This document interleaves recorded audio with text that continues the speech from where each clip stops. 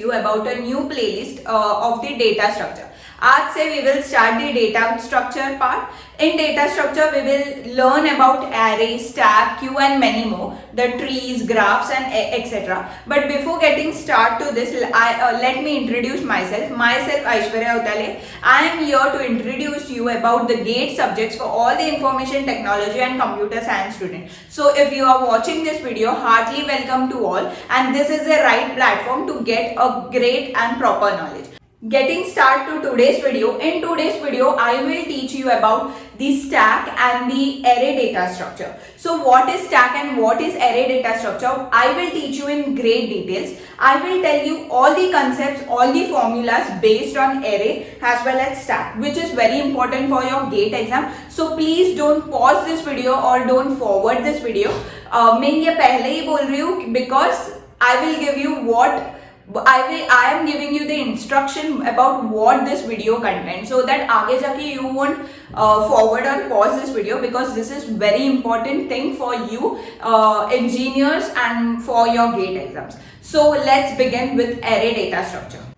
Before getting started with the array data structure, what do you mean by data structure? So data structure एक logical and conceptually workout mechanism है which gives me the access to the data very fastly or in a convenient way. So this formula or this whatever the theory is, that is data structure. What does data structure do to us? Data structure help us to get the data in a very fast manner.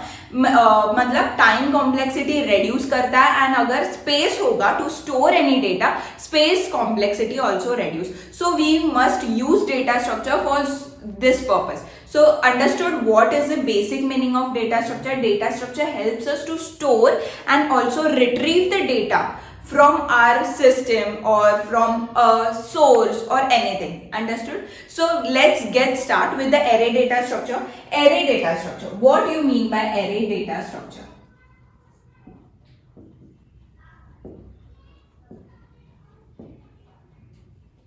Array data structure पहले भी सुना होगा.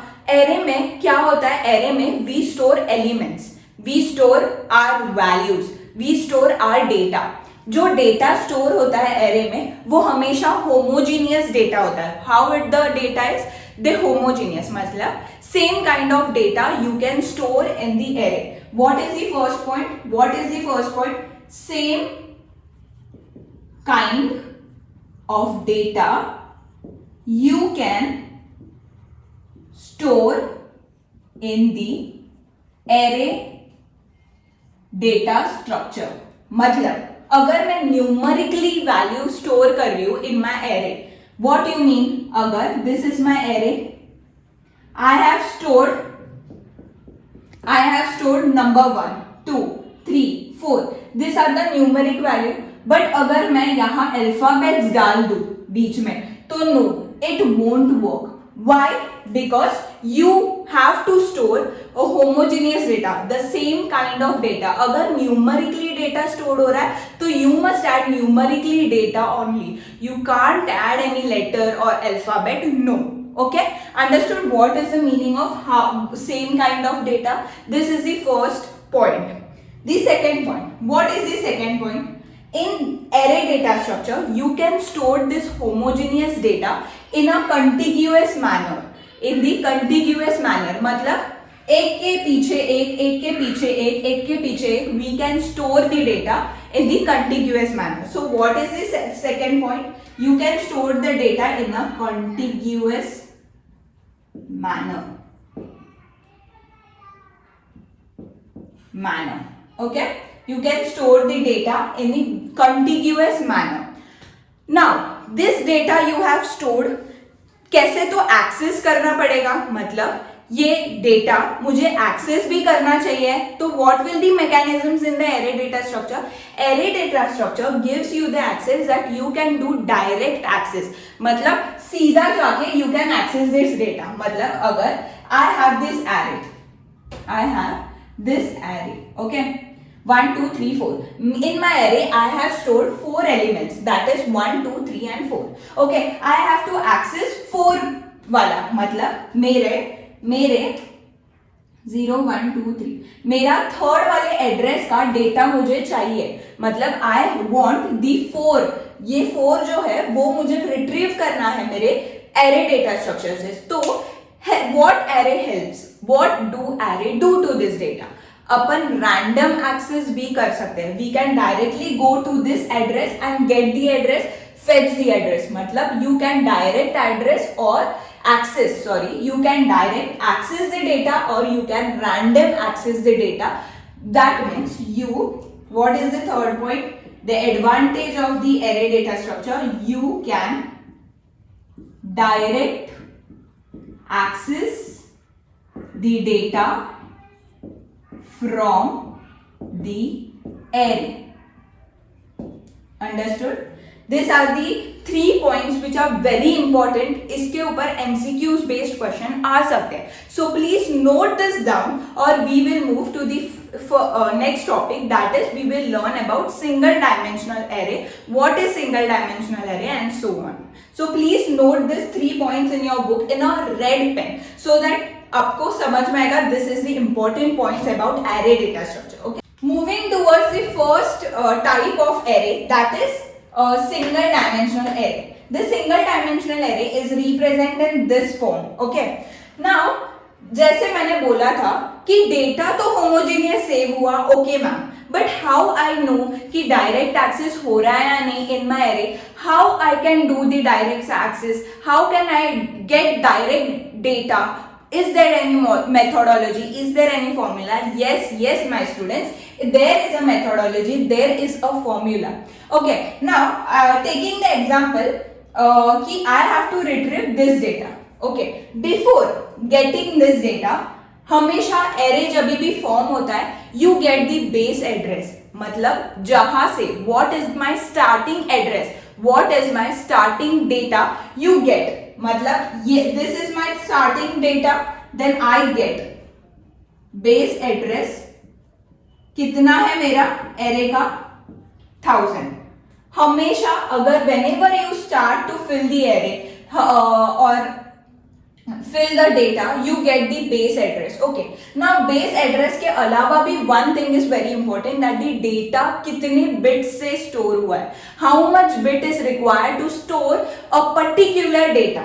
Okay. So यहाँ 1000 है, यहाँ 1002 है, यहाँ 1004 है, यहाँ 1006 है. मतलब the data requires 2 bits to store in this particular array. Okay. So what is given? Data bit stored is equal to 2 bit. If you know this 2 thing, then you can retrieve this data directly. Okay. Now moving to this, मैंने क्या बोला? I have to retrieve 1016. Okay. Directly. How I will do? I will do कि ये मेरे addresses दिए हैं, मतलब address -3 पर 1000 सेव हुआ है, -2 पर 1002 सेव हुआ है, -1 पर 1104 सेव हुआ है, 0 पर 1106 सेव हुआ है. Okay. This data or this address to store the data can be start from negative, it can start from 0 and it can start with any positive number. Okay. मतलब जो मेरे को डेटा चाहिए उसका एड्रेस मैं negative से भी start कर सकती हूँ, पॉजिटिव से भी कर सकती हूँ या 0 से भी कर सकती हूँ. This is an important point. Okay. Now I have to retrieve 1016, तो I will write 1000 plus. Okay. ये प्लस क्यों?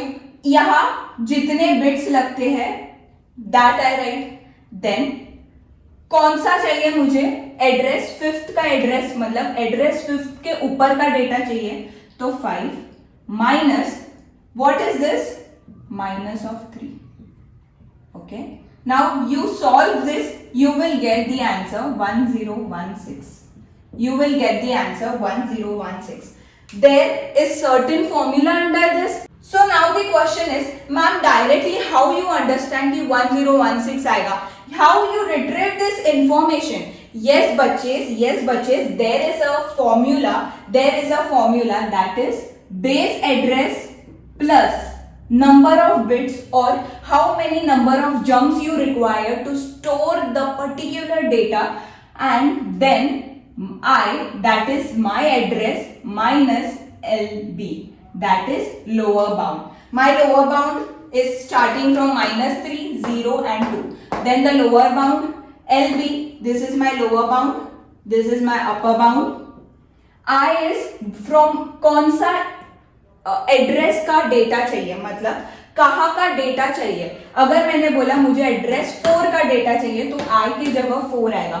W, what is W? The number of jumps, the number of bits required to store that particular data. That is number of jumps or number of bit required to store the data. This is the base address, ये तो सबको पता है. So put this, ये formula है, very important for your gate exam, very important for your gate exam. बहुत सारे sums आए हैं based on this formula, okay? तो you must keep this in mind and रट्टा नहीं मानना है. This is very basic formula. क्या है? base plus wi minus lb. Understood? So अभी किसने बोला I want the data 10th वाला, तो how I will write? मतलब मेरे को डेटा चाहिए मेरे 10th एड्रेस का, ओके?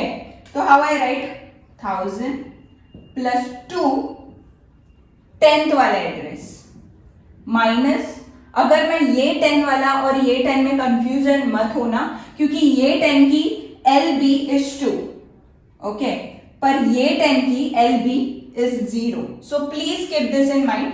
जो भी एड्रेस होगा एक ही होगा. यहां मैंने 3 एड्रेस लिखे हैं क्योंकि I want to show that address can start from negative, positive और 0, इसलिए मैंने लिखा है. But if I want this वाला डेटा, मतलब 106 वाला ही data of positive, then the LB, that is lower bound, is 2 and you will get the answer, that is 1016. Understood? This is the actual working of this single dimensional array. Now let's move to the two dimensional array. Starting with the 2D array. In this 2D array, यहाँ मैं elements ना row wise भी save कर सकती हूँ and column wise भी save कर सकती हूँ. That means in this 2D array we get two types, that is row major order 2D array and column major order 2D array. Okay, row major order and column major order. Okay, now in row major order 2D, ये मेरा जो array मैंने draw किया है, this is row major order. How you know? See, ऐसे जा रहा है 1000, 1002, 1004, 1006, 1008, 1010. Coming to the next row 1012, 14, 16, 18. मतलब I first filled the first row, then came to the second row, third row and so on. In the column major order, I will store 1000, 1002, 1004, 1006, 1008, 1010. मतलब एक column पहले मैं fill करूंगी, बाद में going to the next column fill करूंगी, third column, fourth column and so on. Understood? Now in row major order जो मैंने ये सेव किया है, ओके, मैं अभी first starting with the row major order. Okay, now column major order temporary के लिए भूल जाओ. Okay, now coming to the row major order. ये पूरा डेटा मैंने रो वाइज सेव किया है, first row, second row, third row, fourth row, fifth row, right? Now this is the addresses given for our row. ये address क्यों दिया है? Row देखने के लिए. So this is my row index and this is my column index. What is the column index? Okay, index मतलब समझा ना कि 2 का एड्रेस 3 मतलब ith रो का jth ऑर्डर एड्रेस पर 1000 सेव है. मतलब ith example a of I, j, that is a of 3, 2 पर क्या सेव है? First go to the third वाला एड्रेस, ओके गए, देन मूव टू सेकेंड वाला, मतलब jth का कौन सा address? Second. So I got 1000. Coming to next ath का 7th एंड 6th, मतलब फर्स्ट I, मतलब I और J, I मतलब रो I और ये मेरा J है. Okay, understood? नाउ ith का index is 7th. First look at my index 3, 5, 6. Okay, I got the 7th. Okay, now jth का 6, 2 3 4 5 6, ओके, ये दोनों का मिंगल मतलब कहा मिलन हो रहा है 1056 पर. So this is my data. Understood how I will store the data. Okay, now ये भी असाइड रखना फॉर थोड़ा time. Now moving to next, that is अगर मुझे ये जो इंडेक्सेस है उसको मैंने सिंगल बिट एरे में नेमिंग दिया था, जैसे कि lower bit, upper bit. So now this is my row index, तो this is my lower bit of row index and this is my upper bit of row index. मतलब मैंने LB1 and UB1 is saved for my row index and LB2 and UB2 is saved for my column index. Okay, understood. मैंने index के label कैसे दिए, मेरे LB2 और UB2 है वो कॉलम इंडेक्स के डिनोट करते हैं and LB1 and UB1 is for row index. Now I have to get this wala data, that is 1044. But what is the formula? Ma'am, what is the formula? Now the formula for row major order, please attention पूरा यहाँ. if मुझे A of I, J search करना है, तो what I will write first is my base index plus W. W is what? How many bit is required to store my data? How many jump I will take so that मैं next data पर जाऊंगी. So here you can see 2 bit ही है, तो this will be 2. Understood? Okay. Now I have to search this. So ये वाला ith index होगा मेरा और ये वाला jth index होगा. But ये ith index के पहले कितने सारे rows है वो भी तो निकालना चाहिए ना. अगर मेरा ith इंडेक्स है ये मुझे पता है, तो इसके पहले कितने सारे रोज है ये भी निकलना चाहिए. तो what I right, I minus LB1. Understood कहा है. ओके, सो आफ्टर दैट अपन को कैसे समझेगा कि ईच रो में कितने कॉलम्स है, ये भी तो समझना चाहिए. अभी रो का ही यू मस्ट अंडरस्टैंड, ऐसे तो नहीं होना चाहिए. बट ये रो में how many columns are there, मतलब each row में how many columns are there, how you will understand, that is you will understand by UB2 minus LB2 plus 1. Understood? मतलब यहां से यहां तक मैं काउंट करूंगी कि कितने कॉलम्स है. सो अगर मैं UB2 minus LB2 करूं plus 1, that is 7 minus 2 plus 1 करूं तो I get the value 6. How 6? 1 2 3 4 5 6, the number of columns. Okay, so ये वाला the row में each row how many columns are there, each row how many columns are there, and this is before ith row how many rows are there, before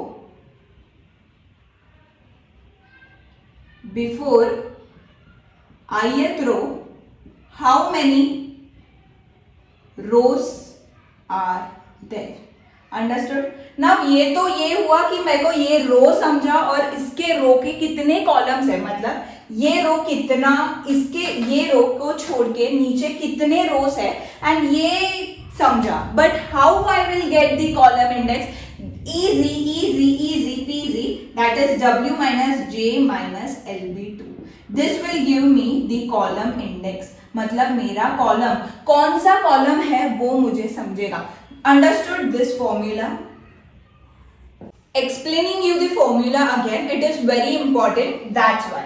Okay, तो पहले मेरे को base address तो मेरा पता होगा definitely कि मेरा बेस एड्रेस 1000 है.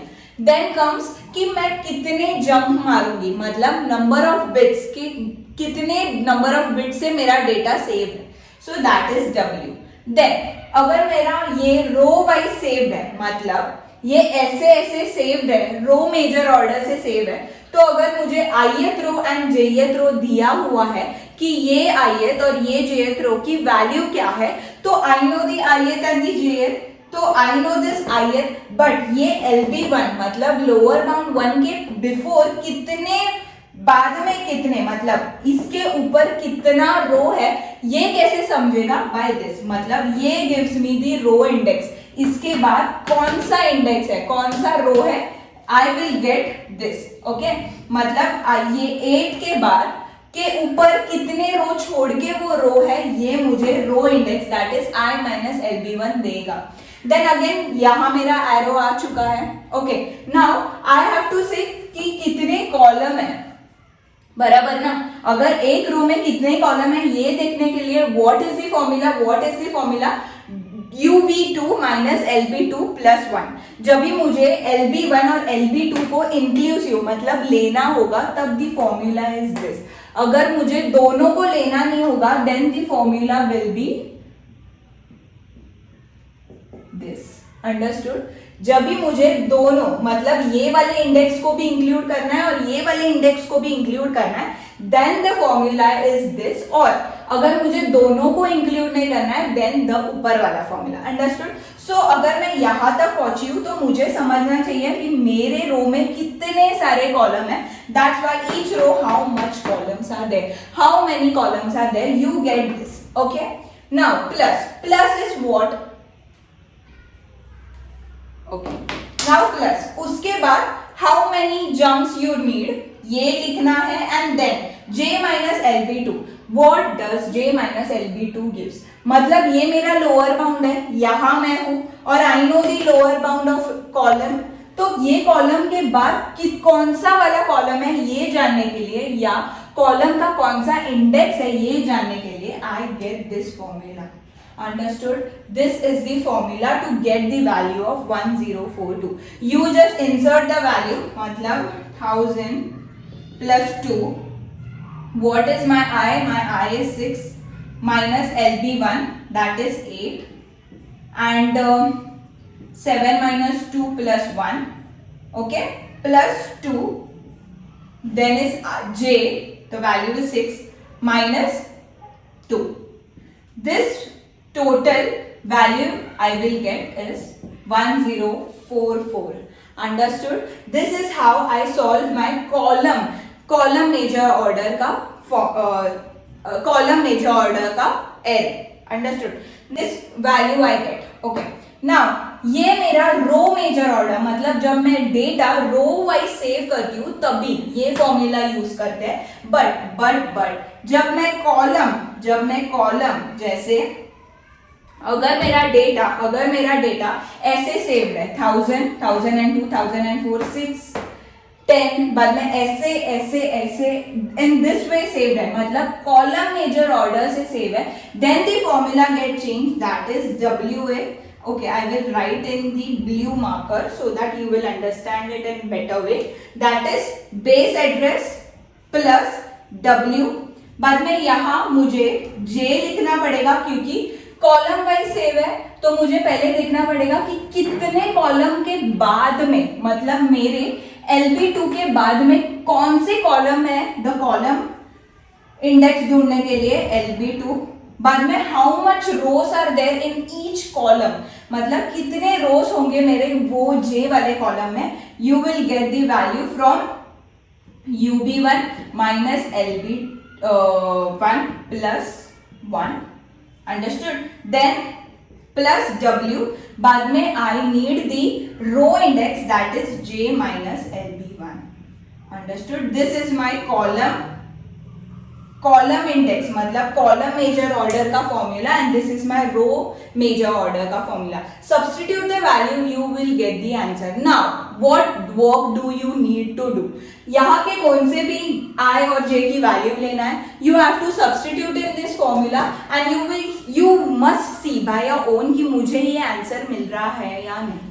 So this is the formula or this is the way how we solve or how we store the data or how we retrieve the data from the two-dimensional array. Now moving to the next topic, okay? Now moving forward with more concepts about array. Moving to the next topic, agar I have given the series in this format, okay?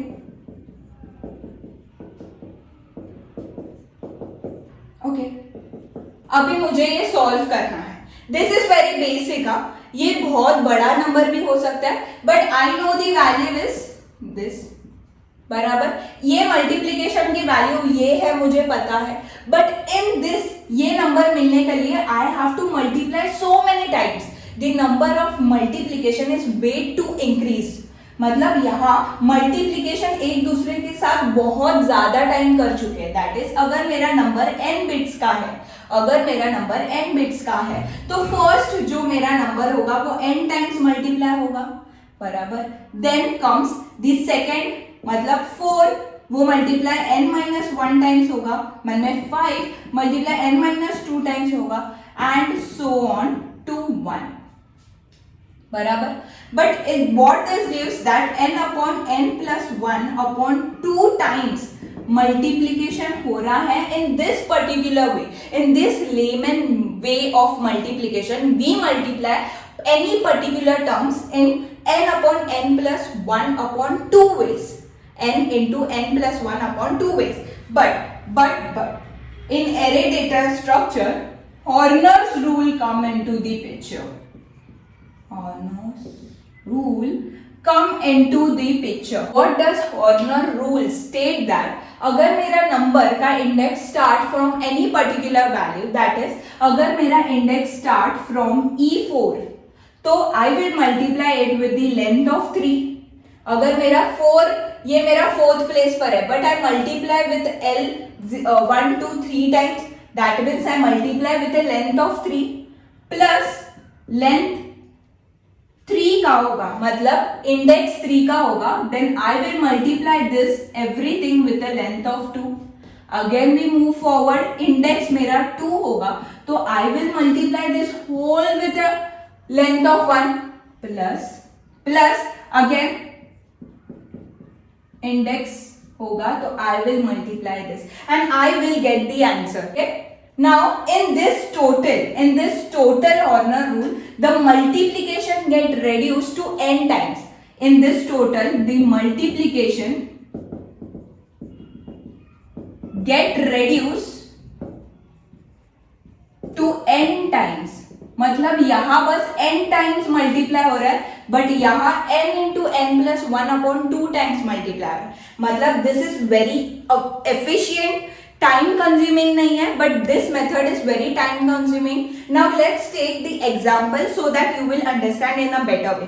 Horner rule पर एक मैं example लिखूंगी and you have to solve this that some homework में by taking your own examples. Okay, so now let's move to the example part. Coming to the example part of the Horner's rule, what is given that एक array दिया है, उसमें मुझे ये मेरा lower bit है 1 और ये मेरा अपर बिट 1 है, ये मेरा लोअर बिट 2 है, ये मेरा अपर बिट 2 है, ये मेरा लोअर बिट 3 है, ये मेरा अपर बिट 3 है, ये मेरा लोअर बिट 4 है और ये मेरा अपर बिट 4 है। Understood? Okay, now moving to this, ये मेरा 1 है, 2 है, 3 है और ये 4 है। ओके, यहाँ मुझे बेस एड्रेस भी दिया है और यहाँ मुझे नंबर ऑफ बिट्स कितने जंप करने हैं वो भी दिया है। And what is this? This is my I, that is indexes दिए। Okay, now I have to find I N, मतलब इंडेक्स जो मेरा नंबर है वहां से जो इंडेक्स होगी हाउ कितनी होगी, that is index minus L B और आई। मतलब ये जो मेरा 1th इंडेक्स होगा तो मैं क्या करूंगी, e of 1 is equal to i का 1 दैट इज 5 माइनस इसका, तो इसकी वैल्यू मुझे क्या आएगी 8। Understood how I got this? Okay, now coming to the length. Length कैसे फाइंड आउट करूंगी, l of i that is ub of i minus lb of i plus 1। ये same formula है again to find the length. Understood? Now अगर मुझे L1 मतलब ith index की length ढूंढनी है and this is my ith का array का LB मतलब lower bit and upper bit, then how I will get, that is first I will minus 3 plus 1 that is I will get 14। Understood? कितने length की होगी ये पूरी, that is 14। यहाँ 14 number of indexes value store हुए रहेंगे। Understood. Now coming to E2. E2 कैसे solve होगा? Again I will go to this वाला. या मेरा इंडेक्स होगा 2 का क्या है 5 minus 0 that gives me 5. Again L2 कितना होगा 7 minus 0 plus 1 that is 8. Understood. Now again E3 is equal to what is the value of E3? पहले मैं इंडेक्स लिखूंगी 5, ये मेरा 5 और minus 5 which gives me 10. And यहां L2 कैसे लिखूंगी 8 minus of minus 5 plus 1 which gives me 14. Understood. Now again E4 कैसे ढूंढूंगी 5 of minus 3. Okay, minus 3 which gives me 2. And L3 है और ये L4 सॉरी, ये कैसे होगा 10 minus 3 plus 1 which gives me 8. Understood. How I found out the length कितने होंगे और how I found out the indexes. Are you sure you got it? Now what is the Horner's formula? What is the Horner's formula? It is that अगर मेरा range, अगर मेरा index start from 4, मतलब मेरे 4 indexes है, तो start with index 4. I will multiply this with the length of 3 plus index comes to 3. I will multiply this whole with the length of 2 plus index 2. I will multiply this whole with the length of 1 plus index 1. Understood? Now substitute the following values. Now substitute this following values. That is 2 की value यहाँ आएगा 2 into 14 plus E3 is 10. Okay, this gives me what? E8 plus E2 is 5. The length is 14 plus E1 is 8. Understood? Now you will get the answer. Okay, समझा? You have to solve this and you have to give me below the answer. मुझे भी देखना है कि you whether solve this multiplication in a right way. Okay?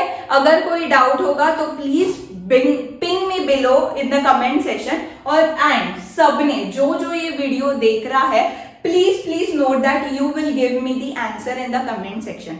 अगर कोई भी doubt होगा प्लीज कमेंट में ये वाला सम का पूरा आंसर तक सॉल्व करके I will make a new video in my some वाला playlist. Okay, now this is the how the Horner's rule in the array data structure works. Now आज मैंने इन टूडेज लेक्चर आज के मैंने क्या क्या सिखाया. I gave you 3 important points about the array. Then I teach you single dimensional array, 2-dimensional array and this law. Okay, now one more important thing about array data structure is how to insert and delete the data in the array data structure. Okay, moving towards how we delete and insert the element from the array. Now पहले मैंने starting में 3 points बताए थे. उन 3 points में अगर आपको याद होगा तो I told that in array I stored in the contiguous manner. मतलब एक के पीछे एक मेरी एलिमेंट, एक के पीछे एक मेरी वैल्यू सेव होगी. 2 होगी, 3 होगी, 4 होगी, 5 होगी, 6 होगी, 7 होगी. ऐसे एक के आगे एक सेव होता जाएगा मेरा element. That is it is in a contiguous manner. I save the data in my particular array. Okay, but how I will insert? अगर insertion is done in the beginning, मतलब पहले ही मैंने insert यहाँ किया होगा. Okay, तो अगर मैं यहाँ insert कर रही हूँ नया वाला ब्लॉक तो कैसे होगा. मतलब अगर मेरे को 2 के प्लेस पर 1 इंसर्ट करना है तो ये ऐसे नहीं होगा 1 इंसर्ट. नो बच्चे लोग, कैसे होगा. मैंने क्या बोला, ये कंटिन्यूअस मैनर में सेव करता है. मतलब अगर मुझे 1 सेव करना है तो I have to save here to time complexity reduce करने। But what is the disadvantage, that अगर मुझे 1 यहाँ सेव करना है तो पहले मुझे 1 यहाँ लिखना पड़ेगा, देन ये 2 होगा, ये 3 होगा, ये 5, ये 4 होगा, ये 5 होगा, ये 6 होगा और ये 7 होगा। अंडरस्टूड? मतलब मुझे हर एक बिट राइट साइड मूव करनी पड़ रही है if I want to insert my element at the first place, at the beginning. Then how much time we need? Order of n times you need to insert the element. Okay, beginning में how much time you need? Order of n. अगर middle में करना है तो what will be it? Order of n upon 2, which gives me the value order of n. Understood? Order of n minus 2 अगर बीच में करना है तो आधे तो एलिमेंट्स ढकलने पड़ेंगे ना to the right side, that's why n upon 2, but it change to order of n because constant value we neglect in order calculate करने in time complexity. Okay, now coming to the end का तो पता ही होगा, order of 1। अगर मुझे ये वाले array में 1 2 3 4 7 सेव करना है तो मैं डायरेक्टली 7 सेव करूंगी, which gives me order of 1 and this is the right complexity for it. Understood बच्चे लोग? Now moving to the deletion part. Okay, अगर मुझे डिलीट करना है कोई element from my given array, then how much time it requires in beginning, middle, end. Okay, अगर मेरा array ये है 1 2 3 4 5 6, अगर बिगिनिंग में मुझे डिलीट करना है, मतलब ये वाला एरे, ये वाला एलिमेंट मुझे डिलीट करना है, तो मुझे सब एलिमेंट्स लेफ्ट साइड शिफ्ट करना पड़ेगा, बिकॉज अगर मैंने नहीं किया तो यहाँ वेस्ट ऑफ मेमोरी होगी, waste of data, waste of element होगा, ब्लॉक होगा मेरा, दैट्स व्हाई पूरा शिफ्ट करना पड़ेगा। So order of n, this is the worst case and also for insertion beginning is the worst case. Understood? In बीच में again order of n, समझा? अगर मैं बीच का 4 डिलीट करूं तो 5 6 7 तो मुझे लेफ्ट में मूव करना पड़ेगा, that's why this is the average case. And and में अगर मैं डायरेक्टली 7 ही निकाल दूं तो कुछ मुझे आगे ढकलना पड़ेगा या पीछे ढकलना पड़ेगा element, no, that's why order of 1, which is the best case, and again यहाँ भी बेस्ट केस ऑर्डर ऑफ 1 ही है एंड का। Understood? This is the main important points of array data structure. Okay, now ये array data structure का disadvantage है क्या? Continuous memory store करता है, रैंडमली मेमोरी स्टोर नहीं करता, इसलिए यहाँ टाइम कॉम्प्लेक्सिटी बढ़ रहा है जब मैं इंसर्ट कर रही हूँ और डिलीट कर रही हूँ। तो what will be the backup of this backup of this is the link list. On the coming next video, I will teach you about the advantage of the random access memory, मतलब randomly store किया हुआ element का क्या benefit होगा in linked list, which is in linked list क्या benefit होगा, I will explain to you in the next video. So ये मेरा आज का today's video था on array data structure. I have mentioned you very important steps and the formulas which are very important for your GATE exam. So please note this all and please like, share and subscribe to this channel. अगर कोई video का कोई doubt होगा तो again comment करना नीचे, so that I will get to know what is the difficulty caused by myself, और आपको कोई प्रॉब्लम होगा तो I will solve that sum. Okay, again I hope you like this video and have a good day and a good start. Love.